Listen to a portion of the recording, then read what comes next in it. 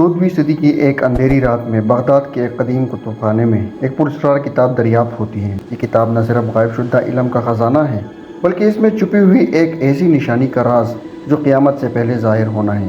ایک نوجوان طالب علم حمزہ بن رابع اتفاقاً اس راہ کا سراغ لگا لیتا ہے، مگر ہر قدم پر اس کا سامنا ہوتا ہے پراسرار سائیوں اور غیب سے جڑی قوتوں سے۔ کیا حمزہ اس علم کو دنیا تک پہنچا پائے گا یا پھر وہ خود اس راز کا دائمی قیدی بن جائے گا؟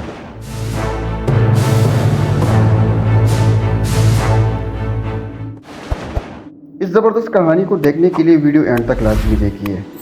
672 ہجری میں بغداد کے سنسان شہر میں حمزہ بن رافع اپنے چراغ کی مدھم روشنی میں قدیم کتب خانے کی طرف بڑھ رہا تھا۔ اس کی انگلیوں میں ایک خط تاما ہوا تھا، ایک ایسا خط جو اسے کسی انجانے شخص نے بھیجا تھا، جس پر صرف اتنا لکھا تھا: جو ڈھونڈتا ہے وہی پاتا ہے، مگر جو پا لیتا ہے وہ خود کھو جاتا ہے۔ کتب خانے کا دروازہ چرچراتے ہوئے کھلا۔ اندر قدم رکھتے ہی ایک ٹھنڈی ہواؤں نے اسے اپنی لپٹ میں لے لیا۔ دیواروں پر جمی ہوئی پرانی دھول، ٹوٹی ہوئی الماریاں اور درجنوں سال پرانی کتب کی خوشبو، ہر چیز ایک راز سموئی ہوئی بیٹھی تھی۔ چاندنی روشنی میں ایک دراز سے نکلی پرانی کتاب نے حمزہ کی توجہ کھینچ لی، جس پر لکھا ہوا تھا: صفت غیب۔ جیسے ہی حمزہ نے کتاب کا پہلا صفحہ پلٹا، اچانک چراغ بجھ گیا اور اندھیرے میں ایک بھاری آواز گونجی: ہر راز کی ایک قیمت ہوتی ہے، کیا تو تیار ہے اپنی قیمت چکانے کو؟ اندھیرے میں صرف کتاب کی روشنائی چمک رہی تھی۔ پہلے صفحے پہ لکھا ہوا تھا: سچ کو جاننے والا وہی ہے جو اپنے آپ کو قربان کرنے پر راضی ہو۔ اچانک ایک کونے سے ایک سایہ نکل کر سامنے آیا، ایک لمبا قد، چہرہ ڈھکا ہوا اور ہاتھ میں ایک لکڑی کی چھڑی۔ کون ہو تم؟ حمزہ کی آواز کانپ گئی۔ سایہ بولا: میں محافظ ہوں، اس علم کا جسے ہر ایک نہیں سمجھ سکتا۔ اگر تم نے آگے قدم بڑھایا تو پلٹنے کا راستہ بند ہو جائے گا۔ حمزہ نے ہمت جمع کی اور کہا: اگر یہ علم حق کا راستہ دکھاتا ہے تو میں ہر قیمت پر تیار ہوں۔ سایہ ہنسا: تو پھر آؤ، دیکھو وہ جو نظر نہیں آتا۔ کتاب کی روشنائی بڑھنے لگی اور حمزہ اچانک ایک اور دنیا میں داخل ہو گیا۔ اب وہ ایک ویران میدان میں کھڑا تھا۔ آسمان سرخ تھا، ہوائیں گرم اور جھلسا دینے والی تھیں، دور دور تک صحرا پھیلا ہوا تھا۔ اچانک زمین سے ایک ستون ابھرا، ستون پر کلمہ طیبہ لا الہ الا اللہ محمد رسول اللہ لکھا ہوا تھا۔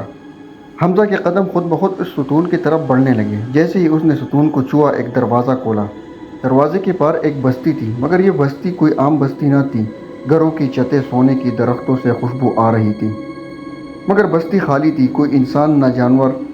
حمزہ نے ایک کتبہ دیکھا جس پر لکھا ہوا تھا: یہ وہ بستی ہے جو قیامت کی ایک بڑی نشانی ظاہر ہونے سے پہلے زندہ ہوگی۔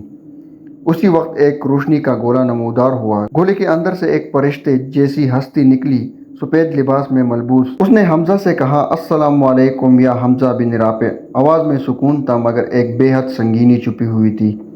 کیا تو جانتا ہے کہ تجھے یہاں کیوں بلایا گیا ہے؟ حمزہ نے کہا: نہیں۔ ہستی نے آسمان کی طرف اشارہ کیا، جہاں ایک بہت بڑا ستارہ ٹوٹ کر زمین کی طرف آ رہا تھا۔ جب یہ ستارہ زمین پر گرے گا، دنیا میں 3 نشانیاں ظاہر ہوگی: پہلی دجال کا ظہور، دوسری یاجوج ماجوج کا فتنہ، تیسری ایک امت کا دوبارہ اٹھایا جانا۔ حمزہ کی سانسیں رک گئی اور پوچھا: مگر یہ سب کب ہوگا؟ ہستی نے گہری نظر سے اسے دیکھا اور کہا: وقت کا علم صرف اللہ کے پاس ہے، تمہیں فقط یہ پیغام دنیا تک پہنچانا ہے۔ سچائی کے چراغ بجھنے لگے ہیں، ایمان کو بچانے والے خود آزمائش میں ڈالے جائیں گے۔ حمزہ نے ڈرتے ہوئے کہا: اور اگر میں ناکام ہو گیا؟ فرشتہ خاموش ہوا اور بولا: تب تم بھی ان لاکھوں میں شامل ہو جاؤ گے جنہیں وقت کا بھنور نکل گیا۔ اور فرشتہ غائب ہوا۔ اچانک سب کچھ غائب ہو گیا۔ حمزہ کی آنکھ کھلی تو وہ واپس کتب خانے میں تھا۔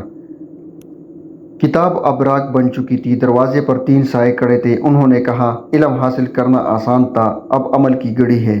حمزہ نے سب کچھ چھوڑ کر بغداد کی ایک مسجد میں جانا شروع کیا، جہاں وہ روزانہ قرآن پڑھتا تھا اور نوجوانوں کو خبردار کرتا تھا: ایمان کو مضبوط کرو، علم کی زنجیروں میں قید نہ ہونے دو۔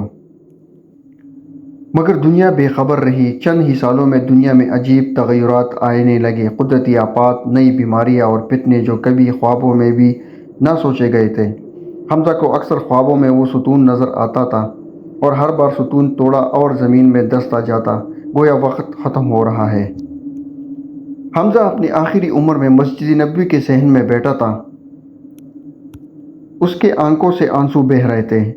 اس لمحے ایک نرم روشنی نے اسے اپنے آغوش میں لے لیا۔ لوگوں نے صرف یہ دیکھا کہ ایک نورانی چمک آسمان کی طرف بلند ہو گئی اور حمزہ بن رافع ہمیشہ کے لیے غیبی رازوں کا ایک امین بن گیا۔ دوستو ایسے ہی دلچسپ کہانیوں کو دیکھنے اور سننے کے لیے چینل کو سبسکرائب لازمی کریں۔